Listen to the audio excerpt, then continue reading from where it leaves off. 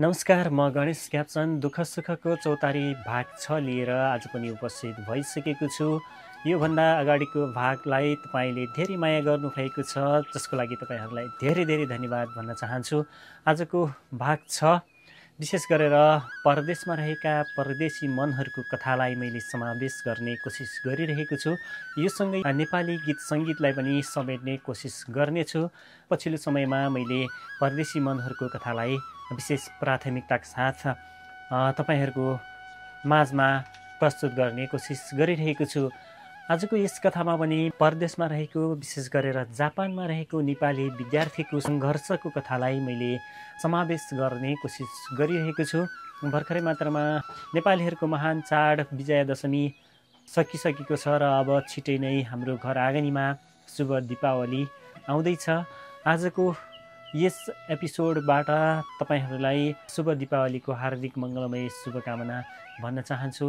तपाईँको घर आँगनीमा परिवारमा सुख छाओस् भन्न चाहन्छु।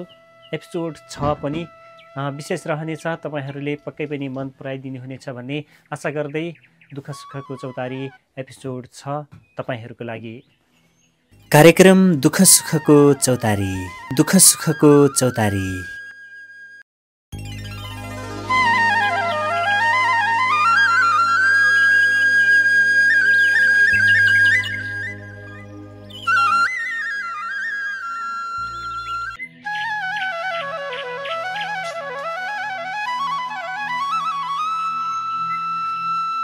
नमस्कार, स्वागत छ दुःख सुखको चौतारी भाग 6 मा। म गणेश क्याप्सन। आज म तपाईँलाई एउटा यस्तो कथा सुनाउँदैछु जसले तपाईँलाई सम्झाउँछ, जसको बाल्यकाल दुःखले भरिएको थियो तर जसको वर्तमान सफलताले चम्किलो अनि उज्यालो छ। यो कथा अरुणको हो। अरुण एउटा काल्पनिक नाम हुन्। कसैसँग यो कथा मेल खान पुगे संयोग मात्र हुनेछ। अरुण सानो दुर्गम गाउँमा जन्मियो। पिता मजदुरी गर्ने, आमा अरूको घरमा लुगा धुने। पढ्न मन हुन्थ्यो तर किताब कपी किन्ने पैसा हुन्थेन। विद्यालय जान चप्पल च्यातिएको, कपडा फाटेको। साथीहरूले जिस्काउँथे, गरिबको छोरा पढेर के नै हुन्छ र। तर अरुणभित्र एउटा बलियो सपना थियो। कुनै दिन म आमा बाबुलाई गर्व दिलाउँछु, समाजलाई देखाउँछु कि गरिबी साप होइन। अरुणले जति गरिबी भए पनि पढाइ छोडेन। बिहान ढुङ्गा बोक्थे, दिनमा स्कुल, बेलुकी किताब समात्थ्यो। धेरै पटक भोकै पेटमा पढ्थ्यो पनि।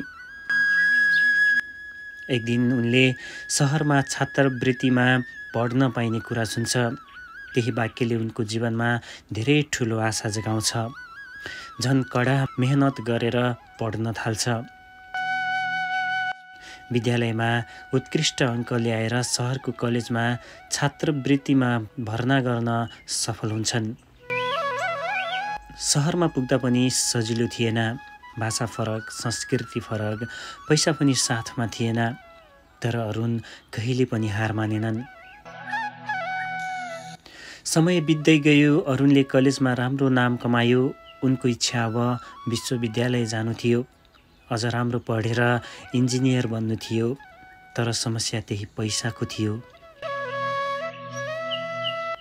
गाउँमा आमा बुबा चरम गरिबीमा गुज्रिरहेको थियो। हो त्यही बेला उनले विदेश जाने सोच बनाउँछन्। भाषा पढ्न थाल्छन्। छोराको भविष्यको लागि आमा बुबाले जसोतसो ऋण गरेर जापान पठाउने निधो गर्छन्। भिसा पनि लाग्छ।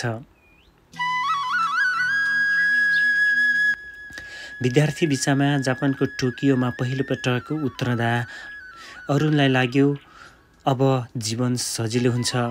तर वास्तविकता भने भयानक थियो। बल्ल अरुणको सङ्घर्षको दिन सुरु भएको थियो।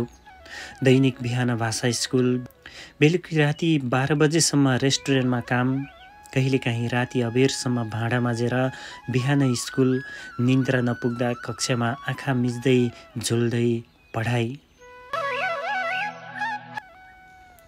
उसलाई लाग्थ्यो आफ्नो सपना पुरा गर्न किन यत्रो पीडा सहनुपर्छ। साथीहरू थिए, तर साथीहरूसँग भेट हुँदा सबैको अनुहारमा थकाइ मात्र देखिन्थ्यो। कसैलाई घरको ऋण तिर्ने चिन्ता, कसैलाई नेपालमा बिरामी आमा बुवाको उपचारको चिन्ता, कसैलाई फी कसरी तिर्ने भन्ने चिन्ता। विदेशी भूमिमा पैसा कमाउने लक्ष्य बोकेर आएका थुप्रै युवाहरू तर आँखा रसाएका। अरुणको मन पनि त्यस्तै भित्रभित्रै टुटिरहेको थियो। धेरै रात ऊ एक्लै कोठामा बस्दा आमाले दिएको माया, बाबाले दिएको आशीर्वाद सम्झेर रुन्थे। तर उसको मनले भन्थ्यो यो पीडा त क्षणिक मात्र हो, यदि धैर्य गरे उज्यालो आउनेछ। 6 वर्षको कठोर सङ्घर्षपछि उसले विश्वविद्यालयसम्मको पढाइ पुरा गर्यो। कलेज र विश्वविद्यालयको फीसँगै घरको ऋण पनि आफैले पार्ट टाइम काम गर्दै जसोतसो तिर्यो। आमा बाबुलाई गर्व गर्ने मौका दियो। तर उसको कथा मात्र उसको कथा होइन, यो त हजारौँ नेपाली युवाको साझा पीडा हो। जापानमा पढ्ने विद्यार्थीको जीवन चम्किलो सहरभित्र लुकेको अँध्यारो सङ्घर्ष हो। दुःख र सुख दुवै जीवनका हिस्सा हुन्, तर जब हामी दुःखलाई धैर्यले सहन्छौँ त्यो नै भविष्यको सुखको ढोका खोल्ने चाबी बन्छ। अरुण अहिले जापानको प्रतिष्ठित कम्पनीमा काम गर्छन्। नेपालमा घर बनाइसकेका छन्।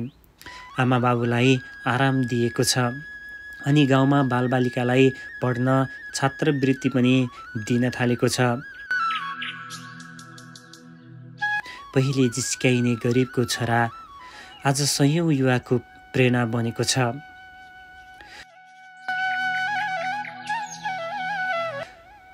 सपना भनेको कहिल्यै धनी गरिबसँग जोडिएको हुँदैन।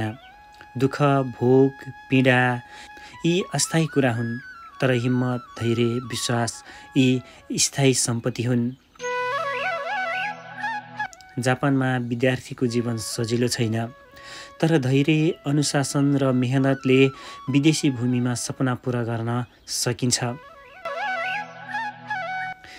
दुःख र सुख जीवनका दुई पाटा हुन्, तर याद राखौँ दुःख सहने साहस नै सुखको ढोका खोल्ने चाबी हो। अरुणको कथाले हामीलाई भन्छ बाल्यकालको पीडा नै सफलताको ढोका बन्न सक्छ।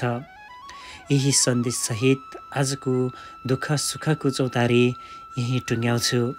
अर्को एपिसोडमा फेरि भेटौँला। तपाईसँग पनि यस्तै कथा छ भने हामीलाई पठाउन नभुल्नुहोला। तपाईको कथा हामीले यस्तै दुःख सुखको चौतारीमा साझा गर्नेछौँ। हरेक देशको हरेक ठाउँको कथा छुट्टै हुनसक्छ। जुन देशको कथा भए पनि दुःख सुखको चौतारीमा साझा गर्ने कोसिस गर्नेछौँ। नमस्कार।